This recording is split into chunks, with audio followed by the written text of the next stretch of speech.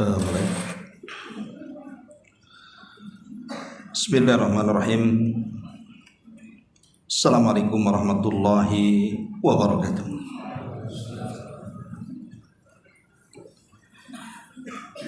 Alhamdulillah wassalatu wassalamu ala Rasulillah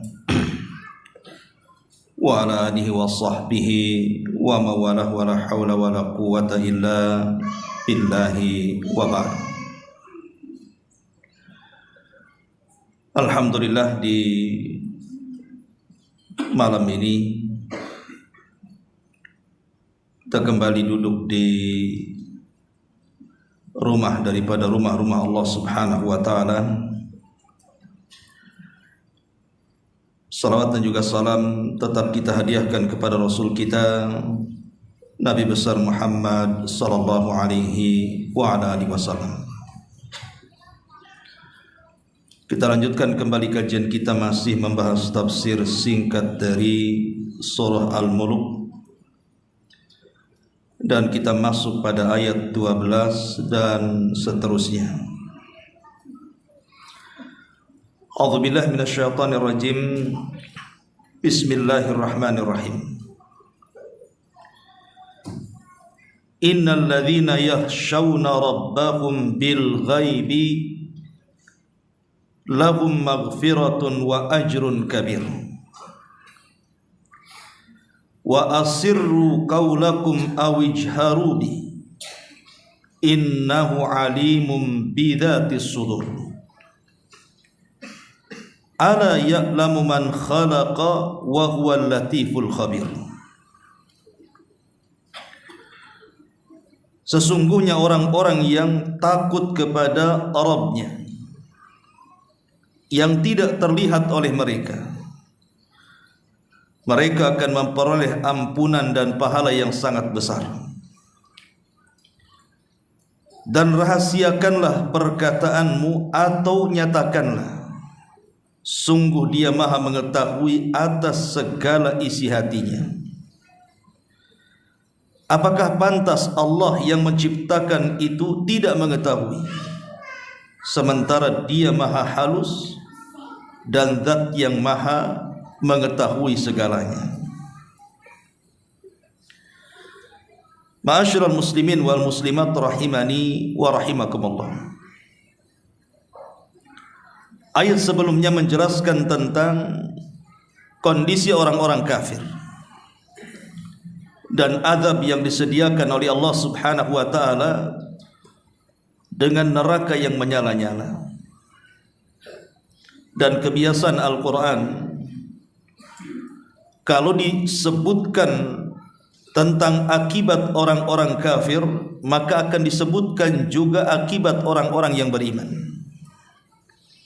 Makanya kenapa Al-Quran disebut Al-Mathani, selalu ada lawan yang dibicarakan.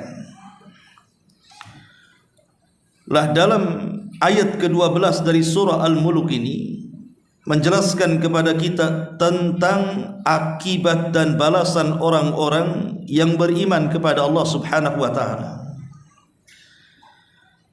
Di sini Allah Subhanahu wa ta'ala mengatakan innal ladzina yakhshawna rabbahum, sesungguhnya orang-orang yang mereka takut kepada Rabb mereka, bil ghaibi, di mana mereka takut kepada Allah Subhanahu wa ta'ala atau kepada Rabb mereka yang memang tidak terlihat oleh mereka, tapi mereka sangat takut kepada zat yang tidak terlihat itu. Maka sebagai imbalan dan balasannya, lahum maghfiratun wa ajrun kabir, bagi mereka maghfirah, ampunan, dan bagi mereka pahala yang sangat besar alias surga. Ma'asyiral muslimin wal muslimat rahimani wa rahimakumullah. Di sini Allah Subhanahu wa ta'ala menjelaskan tentang keutamaan orang-orang yang takut kepada Allah Subhanahu wa ta'ala. Takut akan apa maksudnya di sini? Ulama mengatakan yang dimaksud takut kepada Rabb yang tidak terlihat itu pada 3 perkara. Yang pertama, khasyatu liqa'illahi azza wa jalla. Takut akan perjumpaan dengan Allah Subhanahu wa taala. Dan perjumpaan kita dengan Allah Subhanahu wa taala ada di 4 tempat. 2 kali di dunia dan 2 kali di akhirat. Adapun di dunia, yang pertama kali saat kita sedang salat. Itulah perjumpaan kita dengan Allah Subhanahu wa taala. Kemudian yang kedua, saat ruh keluar dari jasad kita. Kemudian ruh orang-orang yang beriman yang dibawa malaikat menembus lapisan-lapisan langit, kemudian berjumpa dengan Allah, dan Allah katakan kembalikan ruh ke dalam jasadnya, angkat catatannya ke tempat yang paling tinggi di sorga yang disebut dengan Iliyin. 2 pertemuan ini di dunia. Adapun di akhirat, saat mereka berada di padang mahsyar, di mana Allah katakan waja'a rabbuka wal malaku saffan saffa, dan ingatlah ketika Rabbmu datang sementara malaikat bersaf-saf. Allah menemui manusia di padang mahsyar. Dan pertemuan yang terakhir tentunya adalah saat kita izinkan oleh Allah masuk ke dalam surga. Itulah pertemuan yang paling bahagia dan membahagiakan. Karena disitulah kita akan terus memandang wajah Allah Subhanahu wa taala yang merupakan nikmat yang paling besar dibandingkan surga itu sendiri. Ma'asyiral muslimin yang dimuliakan Allah Azza wa Jalla, maka maksud dari rasa takut di sini khasyatullah, takut kepada Allah Subhanahu wa taala, maksudnya adalah takut saat kita kelak berjumpa dengan Allah. Kapan itu? Saat berada di padang mahsyar. Karena di situ Allah Subhanahu wa taala akan mengadili setiap manusia yang datang menghadapnya. Ada yang dihisab dengan hisab yang mudah, tapi ada juga yang dihisab dengan hisab yang sangat sulit. Maka orang-orang yang beriman mereka akan takut. Takut kalau saat berjumpa dengan Allah Subhanahu wa taala di padang mahsyar, mereka tidak mampu mempertanggungjawabkan semua yang mereka lakukan selama mereka hidup di dunia. Ini yang pertama. Kemudian yang kedua, yang dimaksud orang-orang yang mereka takut yakhshawna rabbahum bil ghaibi, orang-orang yang takut terhadap Rabbnya yang mereka tidak mampu melihatnya. Maksudnya adalah khasyatu muraqabatillahi azza wa jalla, yaitu orang-orang yang menanamkan rasa takut karena merasa muraqabah, diawasi oleh Allah Subhanahu wa taala. Merasa diawasi oleh Allah Subhanahu wa taala. Walillahi mathalul a'la. Sesama manusia saja, saat mungkin orang bekerja kemudian bosnya memasangi CCTV, tentu dia akan takut kalau dia meremehkan pekerjaannya, karena ada CCTV yang memantaunya. Bagaimana pula kemudian yang memantau adalah zat yang menciptakan CCTV itu sendiri, Allah Subhanahu wa taala.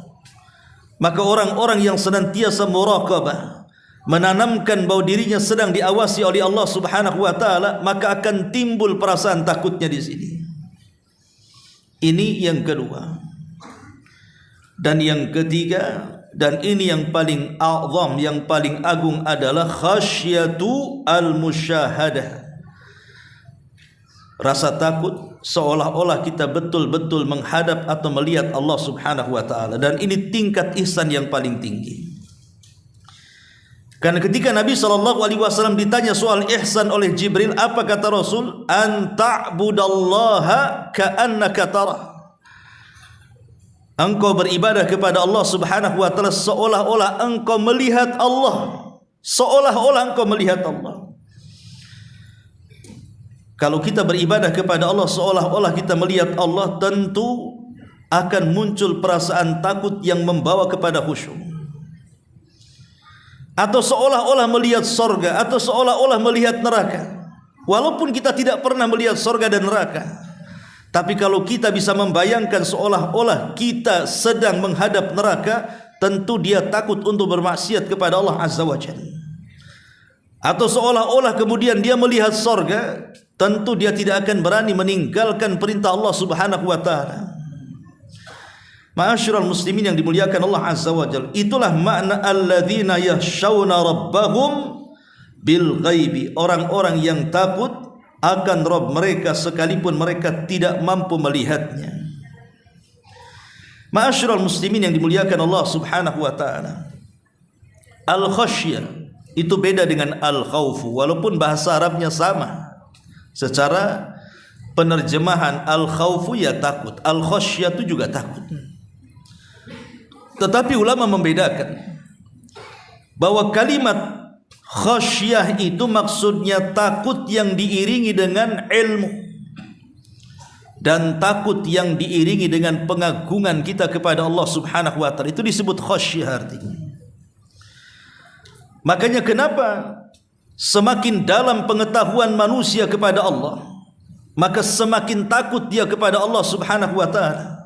Semakin dangkal pengetahuan ia terhadap Allah, maka semakin hilang perasaan takutnya kepada Allah Azza wa Jalla.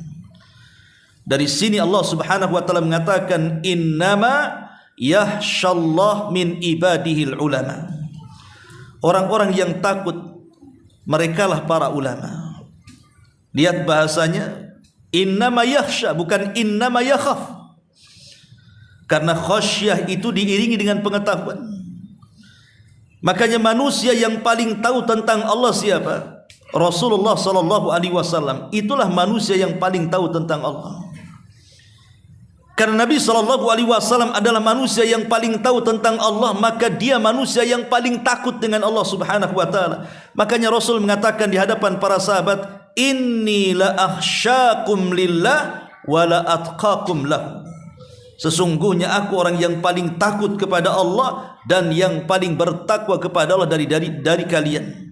Saat 3 orang datang menemui istri-istri Nabi, kemudian bertanya soal ibadah Nabi. Kemudian istri-istri Nabi menceritakan bagaimana ibadah Nabi di rumahnya.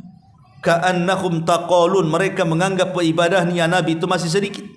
Tapi wajarlah karena Nabi sudah diampuni yang sedang, yang telah, dan yang akan datang. Akhirnya satu di antara mereka bersumpah dan mengatakan, aku akan sholat malam dan tidak akan pernah tidur selamanya.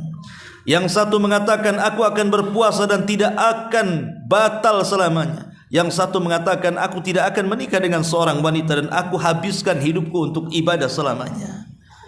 Maka Nabi SAW mendengar ucapan 3 orang ini, langsung mengumpulkan mereka semuanya. Kemudian Rasul mengatakan, innila akhsyakum lillah wa la atqakum lahu. Saya orang yang paling takut di antara kalian. Saya orang yang paling takwa di antara kalian. Tapi saya sholat malam, terkadang tidur, saya puasa, terkadang buka, saya pula menikahi banyak wanita. Syahidnya di sini Rasul mengatakan, innila akhsyakum lillah. Saya adalah orang yang paling takut kepada Allah. Ya, karena dia adalah orang yang paling paham dan mengetahui tentang Allah Subhanahu wa ta'ala. Maka khasyah itu adalah takut yang diiringi dengan pengetahuan. Pengetahuan itulah yang membawa dia takut kepada Allah Azza wa Jalla. Karena orang jahil itu dia tidak takut karena dia tidak tahu apa yang ditakutkan. Mau takut sama apa, dia sendiri tidak tahu apa yang ditakutkan. Tetapi orang alim tahu apa yang ditakutkan. Karena ketika dia tahu apa yang ditakutkan, tumbuhlah perasaan takut itu.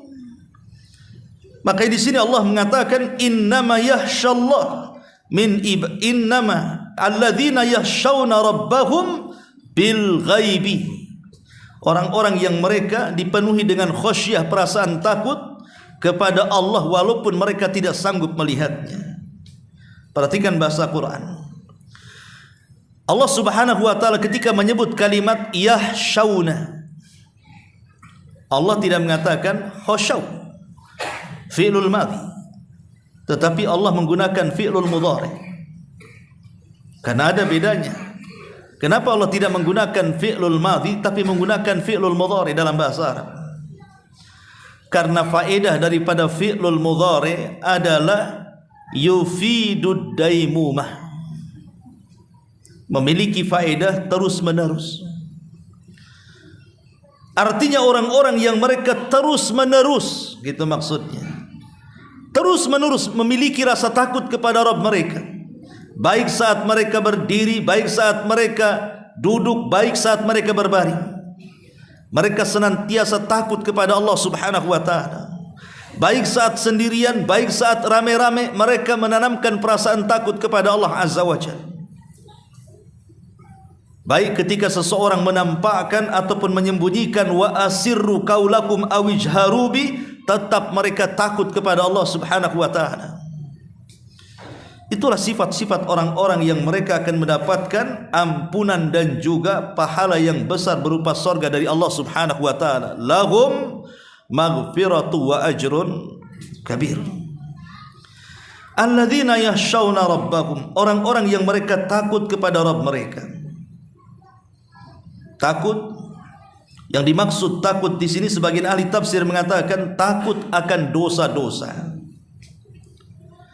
Takut akan dosa-dosa yang pertama yang bersifat al-khalawat, dosa-dosa yang tersembunyi yang kita lakukan tidak ada yang tahu kecuali kita dengan Allah Subhanahu wa ta'ala.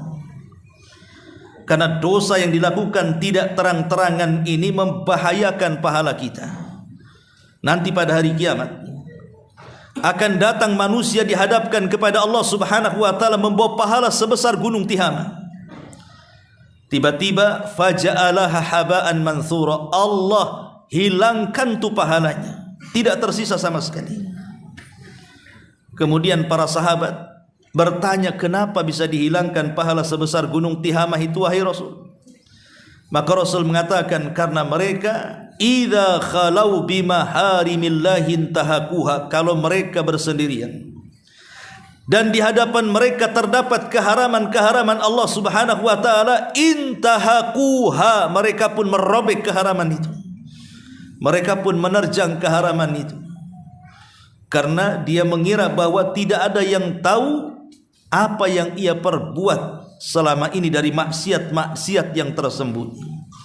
Tapi dia tidak paham bahwa wa asirru qaulakum awijharu bi, baik kalian terang-terangkan ataupun kalian sembunyi-sembunyikan, tetap Allah Subhanahu wa ta'ala tahu.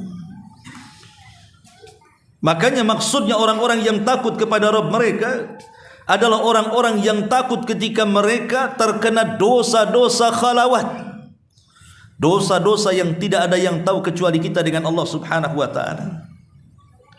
Ataupun yang dimaksud di sini dosa-dosa qalbiyah, dosa-dosa yang di dalam hati kita. Jadi orang-orang yang takut kepada Rabb mereka sementara mereka tidak bisa melihat Rabb mereka, maksudnya takut akan dosa-dosa yang tersembunyi yang ada dalam hati kita, seperti hasad, dengki, iri, dendam, dan yang semacamnya. Dia berusaha untuk menghilangkan penyakit-penyakit hati itu karena mereka takut kepada Allah Subhanahu wa ta'ala. Ataupun dosa-dosa yang manusia tidak melihatnya. Boleh jadi mungkin dia mencuri tengah malam, manusia tidak melihatnya, atau mencopet, atau mungkin seorang suami selingkuh dari istrinya karena istri tidak melihatnya, atau mungkin sebaliknya, dan begitu seterusnya. Maka orang-orang yang takut akhirnya mereka pun terhindar dari dosa al-khalawat ataupun dosa qalbiyah atau dosa la yarahan nas yang manusia tidak melihatnya. Maka Allah Subhanahu wa ta'ala katakan lahum maghfiratun wa ajrun kabir, maka bagi mereka maghfirah, ampunan, dan juga pahala yang sangat besar. Ma'asyiral muslimin yang dimuliakan Allah Subhanahu wa ta'ala, takut ini penting untuk ditanamkan karena dia satu di antara rukun ibadah qalbiyah. Kita tahu bahwa rukun ibadah hati itu kan 3. Pertama cinta, yang kedua harap, dan yang ketiga takut. Jadi takut ini perkara yang sangat penting. Kenapa demikian? Pertama, karena tidaklah tersifati dengan sifat ini kecuali dia orang yang bertakwa. Kalau dia tidak bertakwa, tidak mungkin ada sifat takut dalam hatinya.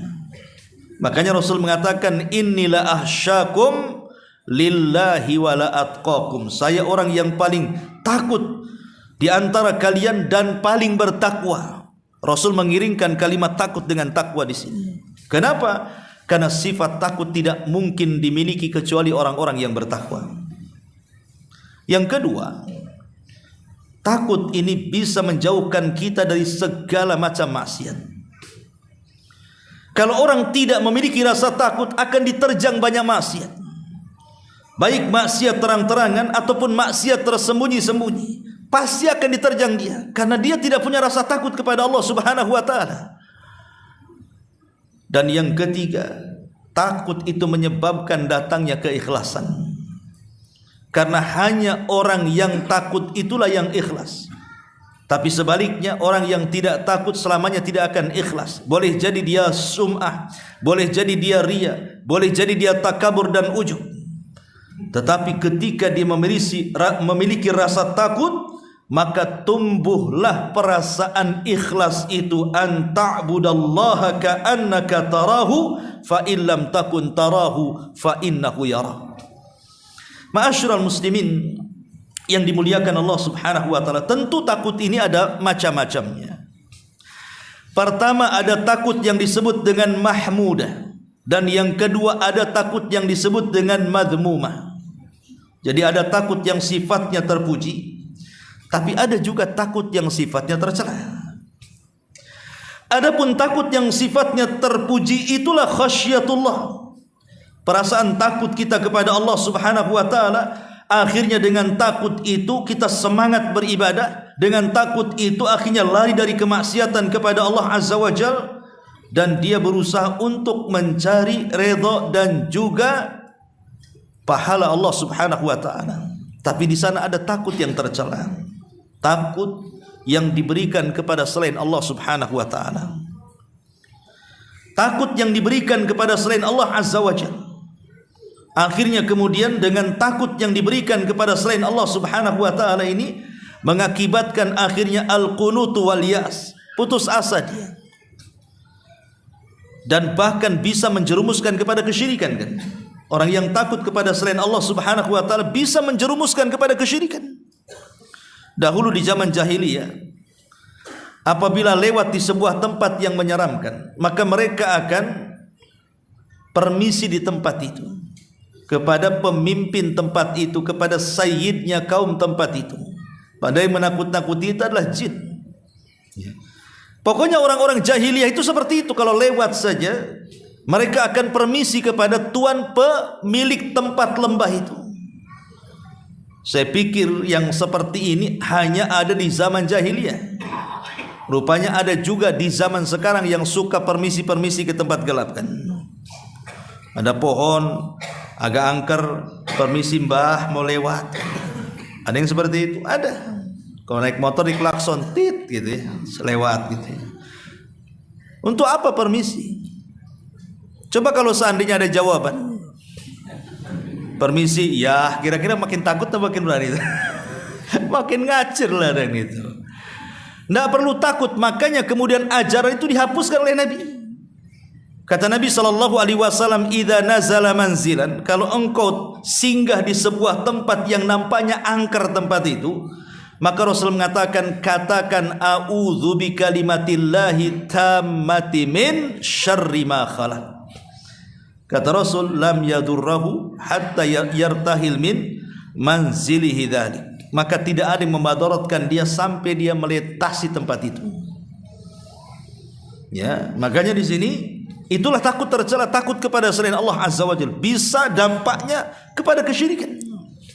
Ya. Ma'asyiral muslimin yang dimuliakan Allah Subhanahu wa taala, tapi tentunya juga yang namanya memupuk perasaan takut kepada Allah Subhanahu wa taala tentu harus ada sebab. Macam mana caranya supaya kita ini mudah takut kepada Allah Subhanahu wa taala?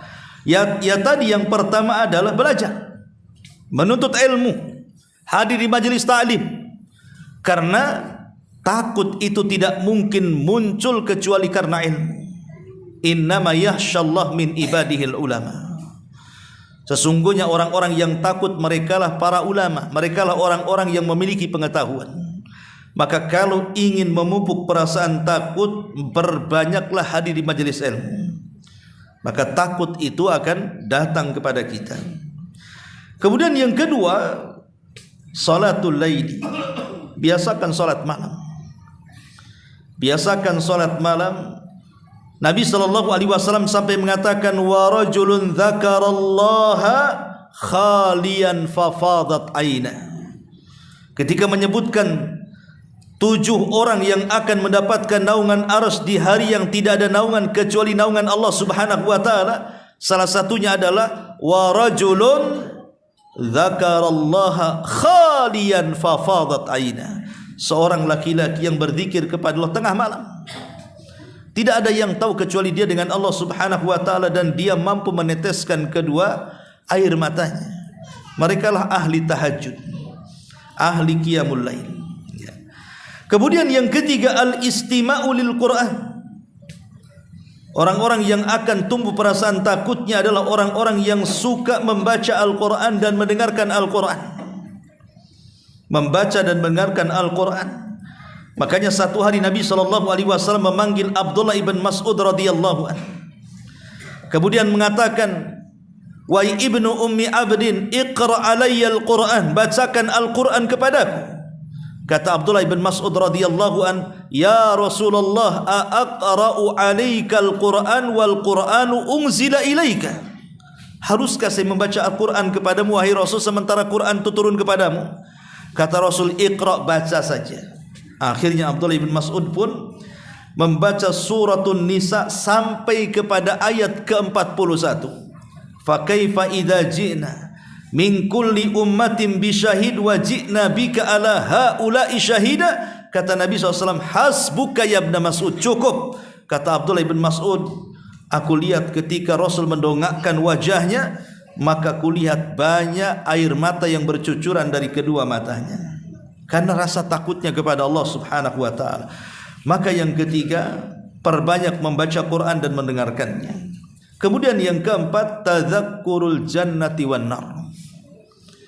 Mengingat sorga dan neraka, maka akan timbul tuh perasaan takut itu. Jadi pelajari tentang sorga dan neraka. Sampai-sampai Abu Asim rahimahullahu ta'ala dia mengatakan, ra'aitu Hisham ibn Hassan, aku melihat Hisham ibn Hassan, seorang ulama salaf, ya. Ketika dia mendengarkan tentang bagaimana indahnya sorga dan bagaimana kengerian neraka, fabaka hatta salat dumu'uhu, dia pun menangis sampai kemudian air matanya terus berjalan dan menetes dari kedua matanya. Begitulah para salaf. Kemudian juga yang keempat, yang kelima, tarkud dzunub.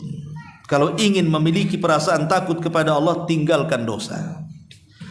Karena dosa itu yang menjadikan hilang perasaan takut kita kepada Allah. Coba perhatikan para pemain dosa itu, orang-orang yang gemar melakukan dosa itu, hilang perasaan takutnya kepada Allah.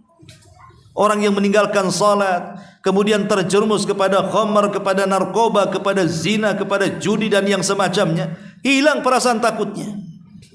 Padahal Nabi SAW mengatakan seorang mukmin itu kalau melihat dosa ibarat duduk di belakang gunung yang akan meletus. Kira-kira lari atau diam? Pasti lari. Begitulah seorang mukmin. Tapi orang fajir, kata Rasul, ketika melihat dosa itu kayak lalat nemplok di hidung, kemudian ditepak, balik lagi. Artinya, kalaupun dia menyesal, itu bukan tobat, tapi tomat. Habis tobat, kumat tuh. Nah, itulah orang-orang fajir seperti itu. Makanya, kalau ingin terpupuk perasaan takut, tinggalkan dosa. Kemudian yang ke-7, sama'ul mawa'id. Biasakan mendengar kajian-kajian, wejangan-wejangan, nasihat-nasihat. Karena terkadang hati ini ada iqbal, ada idbar. Kata Abdullah bin Mas'ud radhiyallahu anhu, hati manusia itu terkadang ada iqbalnya, menerima nasihat. Terkadang ada idbarnya, menolak nasihat. Jadi ketika antum ini hatinya sedang lapang, hadiri majelis taklim, dengarkan apa yang dinasihatkan oleh guru-guru kita, maka itu akan terpupuk perasaan takut kepada Allah Subhanahu wa taala. Lah inilah kata para ulama di antara pendorong-pendorong kalau ingin kita menanamkan perasaan takut kepada Allah Subhanahu wa taala. Ma'asyiral muslimin yang dimuliakan Allah Subhanahu wa taala. Dan biasanya perasaan takut ini akan membuahkan air mata yang tidak akan tersentuh oleh api neraka. Nabi SAW mengatakan, al-ainani la tamassahumun naru. Ada dua air mata yang tidak mungkin disentuh oleh neraka. Maka Nabi SAW mengatakan salah satunya ainun bakat min khasyatillah, mata yang menangis karena takut kepada Allah Subhanahu wa taala. Ma'asyiral muslimin yang dimuliakan Allah Subhanahu wa taala. Tentu tangisan-tangisan karena takut kepada Allah Subhanahu wa taala ini macam-macam jenisnya. Kalau kita takut sampai meneteskan air mata, maka takut kita ini luar biasa, bisa menjadikan neraka jauh dari kita. Bagaimana caranya supaya kita bisa meneteskan air mata? Apakah diletakkan balsam biar dia nangis kan itu, atau diletakkan cabai ya, atau mengiris bawang di depan matanya gitu ya? Bukan itu. Kalau itu tangisan buaya, itu bukan tangisan beneran ya. Maksudnya tangisan yang betul-betul keluar dari hati yang ikhlas itu, pertama, boleh jadi disebabkan ma fatal insan min ujurin fil akhirati. Dia merasa ada kehilangan dari pahala-pahala yang akan membuahkan hasil kelak di akhirat. Jadi kalau seandainya dia ketinggalan amal saleh itu, dia merasa sedih. Kenapa saya tadi tidak ngaji? Kenapa saya tadi tidak tahajud? Kenapa saya tadi tidak sedekah? Kenapa saya tadi tidak berbuat baik dan kebajikan, dan begitu seterusnya. Hatinya itu lawamah, mencela dirinya ya. Kan jiwa itu kan ada tiga. Pertama ada ammaratum bisu, dan itu jiwa yang paling buruk, yang senantiasa memerintahkan kepada keburukan. Yang kedua ada namanya jiwa mutmainnah, jiwa yang tenang, dan itulah jiwa yang senantiasa penuh dengan kebaikan. Tapi ada di sana jiwa-jiwa di antara keduanya, di antara ammaratum bisu dan di antara mutmainnah, yang disebut dengan lawamah. Jiwa lawamah ini artinya jiwa yang selalu mencela dirinya. Tapi jiwa lawamah ini dilihat dia sedang mencela apa. Kalau dia mencela kebaikan yang sudah dilakukannya, bisa saja menjadi ammaratum bisu. Tapi kalau seandainya dia mencela jiwanya, kenapa dia tidak melakukan kebaikan, maka bisa saja naik kepada mutmainnah. Contoh umpamanya, ada orang bersedekah 100.000. Setelah dia bersedekah, dia pulang, diomeli sama istrinya. Bang, banyak kali kau sedekah. 10 juta dah banyak. Tengok tuh. Tengok apa katanya. Itu. Kalung belum dibeli katanya. Motor belum lunas, dan begitu seterusnya. Duduklah dia. Oh betul juga kata istri ini. Nyesel dia akhirnya. Lah ini namanya nyesel setelah berbuat baik kan namanya. Itu lawamah artinya. Lah nyesel setelah berbuat baik ini bahaya. Karena bisa saja akhirnya jiwanya menjadi ammaratum bisu.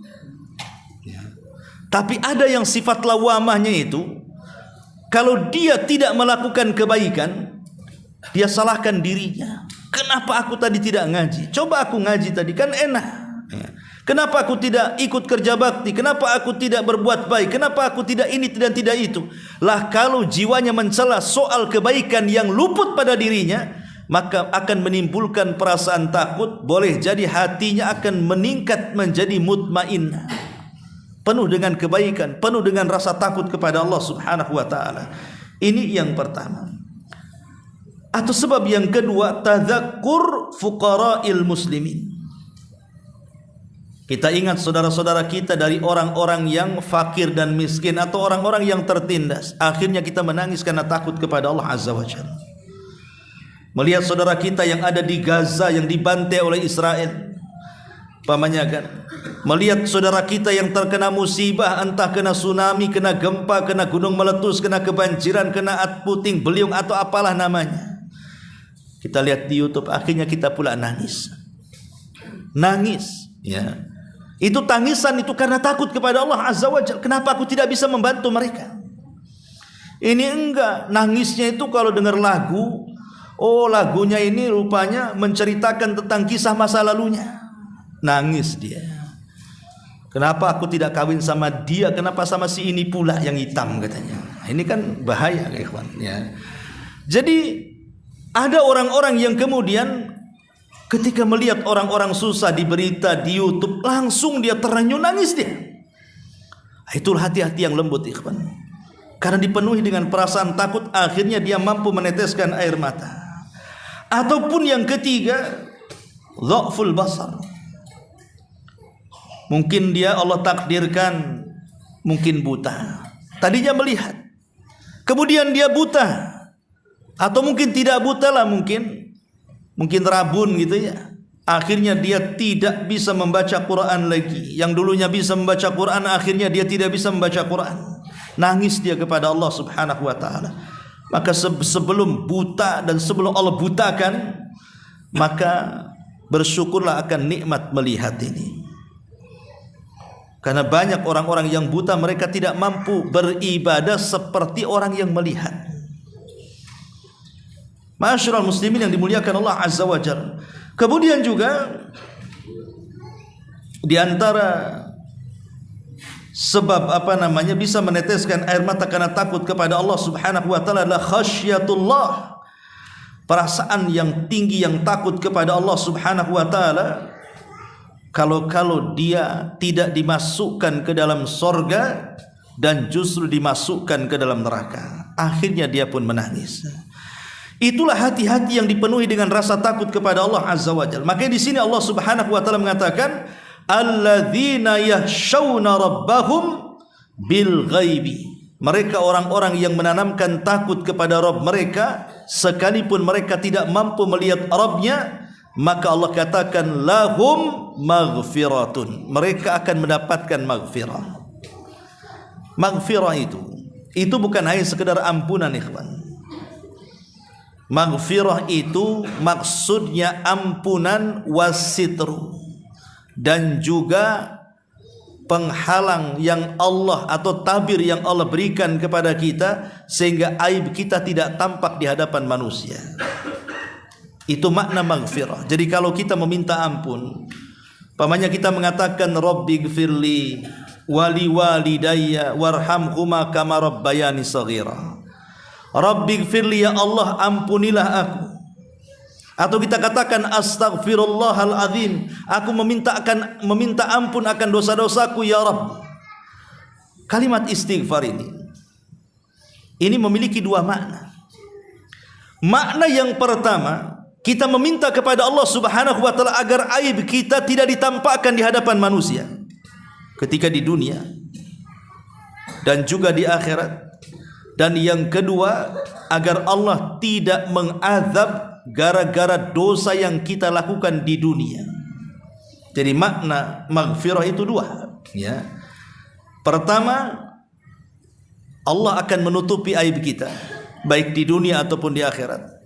Dan yang kedua, dosa-dosa yang kita lakukan di dunia tidak akan disentuh azab pada hari kiamat. Makanya beruntunglah orang-orang yang meminta ampunan kepada Allah kemudian Allah ampuni dosa-dosanya, karena aibnya akan ditutup dan dosanya tidak menjadikan dia diazab. Itulah orang-orang yang takut kepada Allah Azza wa Jalla. Mereka akan mendapatkan maghfirah, akan ditutup aibnya oleh Allah Subhanahu wa taala di dunia dan akhirat.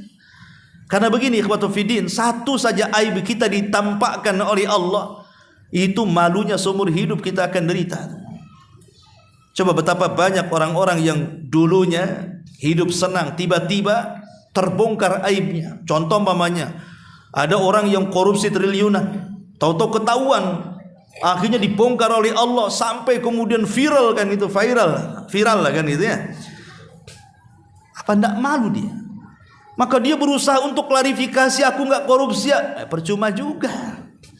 Kalau Allah sudah hinakan, tidak ada yang mengangkat derajat dia. Sebagaimana kalau Allah muliakan, tidak ada yang bisa menghinakan dia. Nah dari sini kita tahu bahwa kalau satu saja aib itu dibongkar, subhanallah, maka hidupnya itu akan dipenuhi rasa kehinaan. Sampai ada satu keluarga udah puluhan tahun dia berumah tangga, tiba-tiba satu pasangannya selingkuh. Dia tutup-tutupi itu selingkuhnya, tapi namanya dia sudah menzalimi orang. Dan Allah katakan, wala tahsabannallaha ghafilan amma ya'malu zalimun. Jangan kau kira Allah lalai terhadap orang-orang yang melakukan kezaliman. Subhanallah, terungkaplah aibnya. Maka ketika terungkap aib ini, orang ini merasa terhina sampai hari ini. Istrinya sudah tidak cinta dengan dia, manusia sudah tahu kelakuannya, seolah-olah tidak betah lagi hidup di situ. Itu baru satu yang disingkapkan aibnya. Macam mana kalau aib yang lain disingkapkan? Tapi kalau orang mendapatkan ampunan Allah subhanahu wa ta'ala, pasti Allah akan tutup aibnya. Yang jelas dia tidak meneruskan maksiatnya, bertobatlah kepada Allah subhanahu wa ta'ala. Sebesar apapun dosa kita, kalau kita bertobat kepada Allah, meminta ampunan Allah, kemudian Allah berikan ampunannya, maka dosa sebesar itu pasti akan ditutupi aibnya. Itu di dunia. Di akhirat Allah ampuni dosa-dosanya dengan tidak diazab. Kemudian Allah mengatakan, lahum maghfiratun wa ajrun kabir. Dan bagi mereka pahala yang sangat besar. Maksud pahala yang sangat besar di sini apa? Maksudnya surga. Jadi orang-orang yang takut kepada Rabb mereka, yang tidak terlihat oleh mereka, bagi mereka memperoleh ampunan dan bagi mereka akan mendapatkan pahala besar. Maksudnya akan memperoleh surga. Pertanyaannya, apakah surga itu jaza, balasan? Apakah orang masuk surga itu karena balasan dia sudah beramal saleh, sudah takut kepada Allah, akhirnya dengan takut itu merangsang dia untuk beramal dan menjauhi maksiat? Apakah surga itu bentuk balasan dari amal saleh? Kita katakan dirinci pembahasannya, karena tidak ada yang masuk surga karena amalannya. Nabi SAW pernah dikatakan, wala anta ya Rasulullah, apakah engkau juga sama wahai Rasul, engkau tidak akan masuk surga dengan amalanmu? Kata Rasul, ya, saya pun sama, tidak akan masuk surga dengan amalan saya. Lalu apa yang menjadikan manusia masuk surga dan apa yang menjadikan Nabi SAW masuk dalam surga? Kata Nabi SAW, walakin, akan tetapi kata Rasul, Allah sudah meliputkan rahmatnya kepadaku, illa an yataghammadiyallahu birahmatihi. Karena rahmat Allah lah kita masuk ke dalam surga. Berarti kalau kita tahu dari hadis ini, surga itu bukan balasan amal. Karena orang masuk surga itu bukan karena amal, tapi karena rahmat Allah subhanahu wa ta'ala. Sekalipun dari kecil seandainya kita tidak pernah berbuat maksiat, hidupnya beramal saleh sampai kemudian meninggal, kemudian dia datang menghadap Allah menyerahkan pahalanya, apakah dia akan dimasukkan surga gara-gara amalannya? Tidak, karena ada seorang laki-laki di zaman Bani Israel penuh dengan amalan saleh, tidak pernah melakukan dosa sekejap mata pun. Ketika dia meninggal dunia, dia dihadapkan di pintu surga. Kemudian dikatakan kepada orang ini, udkhulil jannah bi rahmati, masuk ke dalam surga dengan rahmatku. Dia mengatakan, oh enggak bisa. Kalau saya ini pernah melakukan dosa ya Rabb, ya boleh jadi saya akan masuk surgamu dengan rahmatmu, tapi seumur hidup saya tidak pernah melakukan dosa ya Rabb, maka masukkan aku dengan amalanku. Maka Allah mengatakan, baik kalau begitu hitunglah berapa pahala amalan. Akhirnya dihitung oleh dia. Rupanya pahala amalannya tidak sebanding dengan nikmat yang Allah anugerahkan kepadanya berupa penglihatan. Akhirnya karena dia takut tidak akan masuk surga, dia pun mengatakan, ya Rabb, sudah enggak apa-apa, masukkan aku ke dalam surga dengan rahmatmu, katanya. Ya kan? Tetapi walaupun demikian, rahmat itu tidak bisa diraih kecuali dengan amal. Jadi rahmat itu tidak mungkin bisa diraih kecuali dengan amal saleh. Ma'asyiral muslimin yang dimuliakan Allah Azza wa Jalla. Tapi perhatikan ayat ini, ada rahasia makna yang dalam, ikhwan. Di sini Allah Subhanahu wa taala mengatakan, dan orang-orang yang mereka menanamkan perasaan takut kepada Rabb mereka, sekalipun mereka tidak bisa melihat Rabb mereka, bagi mereka ampunan dan juga sorga. Seolah-olah Allah ingin katakan, seandainya ada orang yang berlaku maksiat, hidupnya penuh dengan kemaksiatan kepada Allah Azza wa Jalla, dan dia tidak pernah melakukan kebaikan karena hidupnya dipenuhi dengan maksiat, tiba-tiba satu hari dapatlah hidayah masuk ke dalam hatinya. Dia pun menyesal dengan perbuatan dosanya, akhirnya menangis penuh dengan rasa takut kepada Allah Azza wa Jalla. Kalau Allah takdirkan dia meninggal, maka dia akan dimasukkan ke dalam surga, walaupun hanya semata-mata takut. Karena ada hadis, dahulu di zaman Bani Israel, ada seseorang yang sudah melampaui batas kehidupannya, tidak pernah berbuat baik, dosa dan dosa saja hidupnya. Ketika sebelum matinya dia takut, pasti aku masuk neraka nih, dan pasti kalau masuk neraka pasti Allah akan azab dengan azab yang belum pernah terjadi kepada siapapun kecuali kepada aku, katanya. Maka dia kumpulkan anak-anaknya dan mengatakan, kalau aku mati, bakar jasadku, bakar jasadku. Kemudian abunya kalian lempar di semua air lautan di dunia ini. La in qadarallahu, katanya, kalau Allah takdirkan dia mampu menghidupkanku, katanya, pasti dia akan mengadab aku dengan adab yang belum pernah diadab siapapun di alam semesta ini. Akhirnya betul-betul ketika dia mati, wasiatnya dilaksanakan oleh anak-anaknya. Ketika sudah jadi abu, maka abunya disebar di semua pantai dan lautan. Dia salah, Allah itu ala kulli syai'in qadir. Maka ketika debu-debu itu sudah dihempas di semua lautan dan juga pantai, maka tiba-tiba Allah kumpulkan semua debu-debu itu, kemudian diciptakan kembali menjadi dirinya dan dihadapkan kepada Allah Subhanahu wa taala. Maka Allah katakan, ya fulan, apa yang kau lakukan dengan wasiatmu itu? Kenapa kau lakukan seperti itu? Apakah kau enggak yakin aku bisa menghidupkan kamu dengan caramu itu? Maka dia mengatakan, ya Rabb, khasyatuka, karena takutku kepadamu ya Rabb. Jadi dia berwasiat kepada anak-anaknya seperti itu karena perasaan takut yang mendalam. Akhirnya dia berwasiat seperti itu. Maka kemudian Allah mengatakan, kalau memang takutmu benar, takutmu jujur, dan Allah tahu tentang kejujurannya, akhirnya Allah pun memasukkan orang ini ke dalam surga karena perasaan takutnya. Lihat, semata-mata takut saja mereka akan dapat ampunan dan mereka akan mendapatkan surga. Maka siapapun yang melakukan dosa, kemudian dia ingin tobat dari dosa itu, kemudian tumbuh perasaan takut, maka yakinlah orang-orang itu akan mendapatkan ampunan, dan yakinlah orang itu akan mendapatkan surga dengan syarat apa? Dia tidak melanjutkan dosanya. Dia tidak tajarrah, berani dengan dosanya, dan dia menghentikan dosanya. Saya akan contohkan. Nabi Allah Adam alaihi salatu wassalam dengan iblis laknatullah alaihi, itu kan dosanya berbeda. Kalau dosanya Adam alaihi salatu wassalam itu karena melanggar larangan. Allah katakan, wala taqraba hadhihi syajarah, jangan kau dekat-dekat pohon ini Adam. Didekati pula sama si Adam, dimakan pula buahnya. Itulah dosa Nabi Adam, melanggar larangan. Tapi dosanya si iblis bukan melanggar larangan, tapi dia membantah perintah, membangkang perintah. Kata Allah, sujud kau iblis.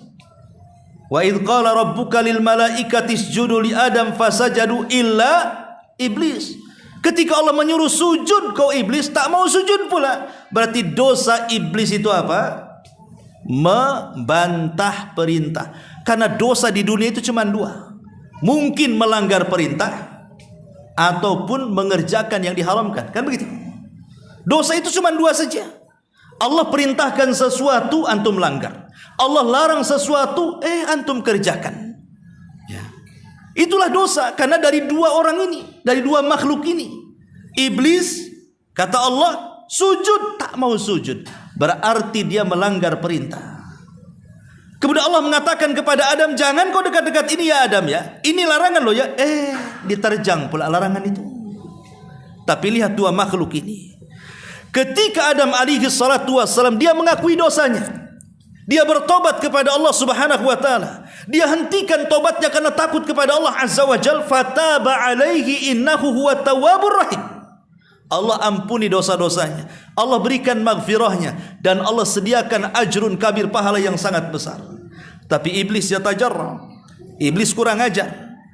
Setelah diusir dari sorga, bukannya dia bertobat, malah bersumpah dan menyalahkan Allah dan mengatakan, wa bi'izzatika, dan demi kemuliaanmu ya Rabb, katanya, aku akan sesatkan tuh. Bukannya tobat malah tajar, kurang ajar kan? Ketika dia kurang ajar, akhirnya Allah laknat iblis sampai kiamat dibangkitkan. Dari sini siapapun yang melakukan dosa, kemudian tertanam perasaan takut, kemudian tobat dan berhenti dari dosa, lahum maghfiratun wa ajrun kabir. Mereka dapat maghfirah dan dapat pahala besar. Tapi kalau dia maksiat, timbul perasaan ingin tobat, tapi tak tobat-tobat, malah lebih kurang ajar, maka mafhum mukhalafahnya, mereka tidak akan mendapatkan ampunan dan mereka tidak akan mendapatkan pahala besar alias surga. Dan Allah katakan, orang-orang yang bermaksiat seperti ini, mereka tidak paham Allah itu mengetahui segalanya. Makanya Allah mengatakan, wa asirru qaulakum awijharu bih innahu alimun bidzati sudur. Mau kalian rahasiakan, mau kalian terangkan, Allah itu maha mengetahui segalanya, baik amal soleh ataupun dosa. Antum ngaji keras-keras, Allah tahu. Antum ngaji pelan-pelan, Allah tahu. Antum zikir keras-keras, Allah tahu. Antum zikir dalam hati, Allah juga tahu. Antum berdakwah dengan lisan antum, Allah tahu. Antum berdakwah dengan hati, dengan mendoakan, mengingkari sebuah kebenaran, Allah tahu. Allah tahu segalanya. Atau maksiat yang antum lakukan terang-terangan, Allah tahu. Atau maksiat yang antum tidak lakukan terang-terangan, Allah tahu. Allah itu alimun bidzati sudur. Semua yang tersembunyi dalam hati kita itu Allah tahu. Ya. Makanya Allah mengatakan, wa asirru qaulakum awijharu bi. Silahkan tampakkan atau sembunyikan ataupun terang-terangan. Lihat bahasa Al-Quran, Allah mendahulukan kalimat wa asirru, baru kemudian awijharu. Kenapa Allah dahulukan kalimat asirru, kalimat sembunyi, baru bicara terang-terangan? Karena amalan yang tersembunyi itu lebih mulia dibandingkan amalan yang terang-terangan. Ikhlas itu di mana tempatnya? Dalam hati, tersembunyi atau terang-terangan? Tersembunyi. Makanya kalau ada orang yang mengatakan ikhlas antum, ikhlas, orang ini jangan dikatakan ikhlas, dusta antum. Karena ikhlas itu bukan di lisan. Ikhlas kok ikhlas, ikhlas sampai 1000 kali dia ngomong ikhlas. Maka orang kayak gini nggak usah dipercaya. Kalau mulutnya bilang ikhlas, nggak usah dipercaya. Ikhlas itu tidak bisa ditampakkan. Ikhlas itu dalam hati, kemudian tampak dari perbuatan. Ya, kalau ikhlas kan senyum, ikhlas tapi sambil melotot, ya gimana ceritanya? Sambil gerutu, itu bukan ikhlas. Ya. Artinya ketika Allah mendahulukan asirru, artinya sembunyi-sembunyi baru terang-terangan, karena amalan yang sifatnya sembunyi-sembunyi itu lebih afdal dibandingkan amalan yang terang-terangan. Sedekah sembunyi-sembunyi lebih afdal dibandingkan terang-terangan. Kata Rasulullah, sadaqatus sir tudfi'u ghadaba rabb. Sedekah yang tidak terang-terangan itu bisa menutup kemurkaan Allah Subhanahu wa taala. Begitu juga amalan-amalan yang lainnya. Salat malam itu lebih afdal dibandingkan salat siang. Tahajud itu lebih afdal dibandingkan duha. Makanya seafdal-afdal nafilah setelah wajib itu tahajud. Kenapa? Karena rata-rata tahajud itu tidak terang-terangan, tersembunyi di tengah kegelapan. Sementara duha ini sudah terang, tampak oleh manusia. Dan Allah akhiri ayatnya, ala ya'lamu man khalaqa wa huwal latiful khabir. Apakah pantas Allah yang menciptakan itu tidak mengetahui? Ini istifham ingkari. Tidak mungkin Allah yang menciptakan tidak tahu yang diciptakannya. Umpamanya saya ini buat produksi sepeda motor. Tentu saya yang memproduksi, saya tahu onderdil motor. Saya memproduksi mobil, yang memproduksi tentu tahu onderdil mobil kan. Sama, Allah menciptakan kita, Allah tahu tentang kita. Ya. Nggak mungkin Allah nggak tahu. Allah tahulah kan gitu. Umpamanya ibu-ibu nih buat kue. Ya.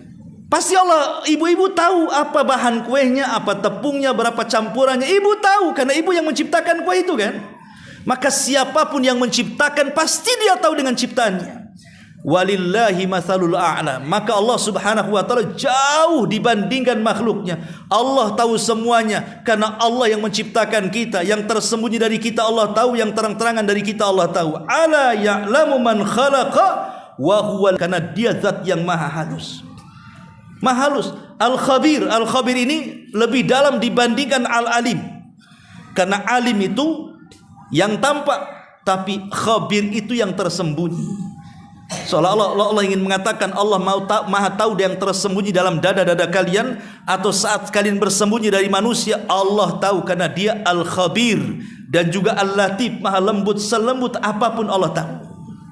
Maka disinilah tertanamlah sifat muraqabah sehingga muncullah perasaan takut kepada Allah Subhanahu wa taala. Subhanallah bihamdika asyhadu an la ilaha illa anta astaghfiruka wa atubu ilaik. Allahu taala alam. Assalamualaikum warahmatullahi wabarakatuh.